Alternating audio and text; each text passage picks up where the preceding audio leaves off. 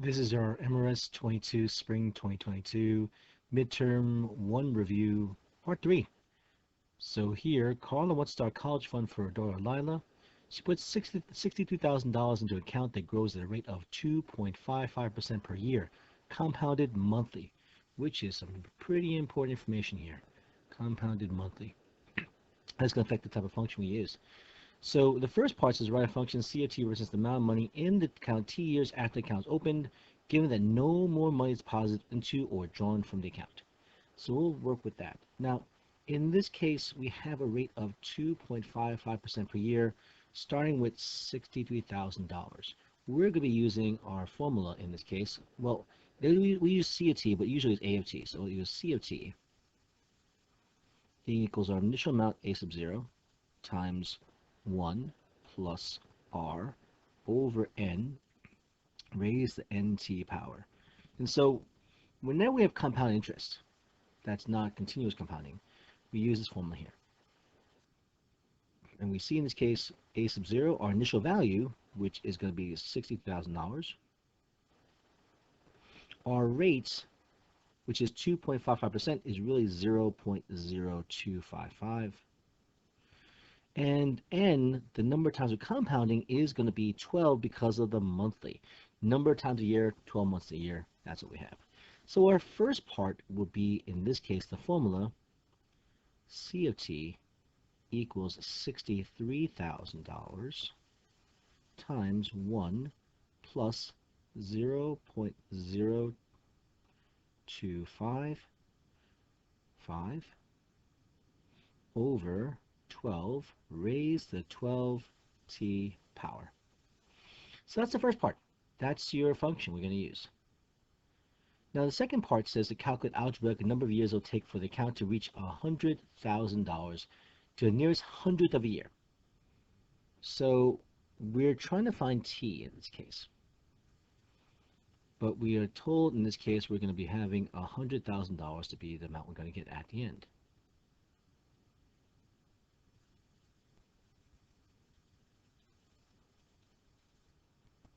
So I'm just putting in the $100,000 for C of t.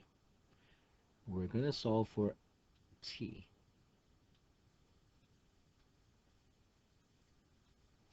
Now, I know the temptation is going to be to multiply 60,000 with the 1 plus 0.0255 over 12, but we can't, because before we do any multiplication, we must take care of exponents. Since we don't know what t is equal to, we can't raise this to a certain power. Instead, we want to isolate the expression 1.0.0255 over 12 to the raised to the power 12t. We're going to isolate this, get by itself. And to do that, we're going to divide both sides by 63,000.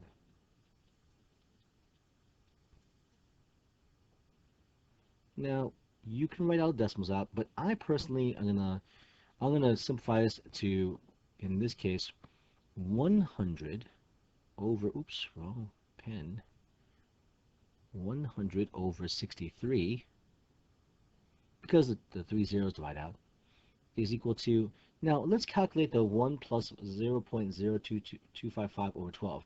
If this is a nice number, then we'll use a decimal. If it's not a nice number, then what's going to happen is we're just going to leave it as a decimal here. So let's go to a calculator. Okay, and so we take 1 plus 0.0255 divided by 12. Okay, enter that, and we get 1.002125. That's okay with me. It's not this long string of decimals in this case. This is okay number. So with 1.002125. Let's go back to here. So 163 equals to 1.00, we said 2125, I believe it was. Right, just to make sure. Yep. And that's all raised to the 12t power. We're still looking for t. And whenever t is an exponent, we gotta use logarithms. And so to do this, ladies and gentlemen, let me just erase that little straight mark here. To do this, we're going to take the log of both sides.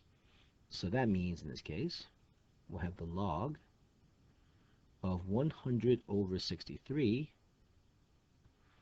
equals the log of 1.002125 raised to 12t. Now, the reason why we use this is because there's something called the power rule for logs. If you have, in this case, if you have some number raised a certain power in the logarithm, we can take that exponent and bring it to the front. So we're going to get, again, log of 100 over 63 is equal to 12t times log of 1.002125. So the exponent can be pulled down from the term inside log to be in this case, the number multiplying the log itself. So here's what we're going to do. We're going to divide both sides by this crazy log value, log of 1.002125. This is an actual number. It's a crazy long decimal, but I'm not going to write all the decimals out. 1.002125, and use my calculator to find this value. So let's go with calculator. So we have, in this case, the log of 100 divided by 63, close parenthesis, divided by the log of 2125. That's what we had before. Okay. Close that parenthesis, and we get this crazy long decimal, 217.6593876. So 217, we'll round this to 217.6594. 217.6954 is equal to 12t. Now you might be saying, well, how come you don't round to like 2 decimal places, the hundredth? Well, the problem is I don't want to round too much. I think that's a problem here. So we can get rounding errors. So I like going out a little more for a few more decimals after we need. Now we divide both sides by 12. And the nice thing in this case, even though I abbreviate here, I'm going to use calculator and divide by 12. So we're going to do divide, and so it takes the answer by 12. And we get, in this case, 18.138. So t is approximately 18.138, but we're rounding to the nearest hundredth of a year, which is 2 decimal places, 18.14 years. And this is the answer to the second answer in this case to our problem here. I'll make this full page. So our first answer, our first solution is going to be the function itself, right? And the second solution is going to be the answer we find if we want to find how long it's going to take to the nearest hundredth of a year for our $62,000 to grow to 100,000, and 18.14 years if we're compounding monthly at a rate of 2.55% per year. Okay?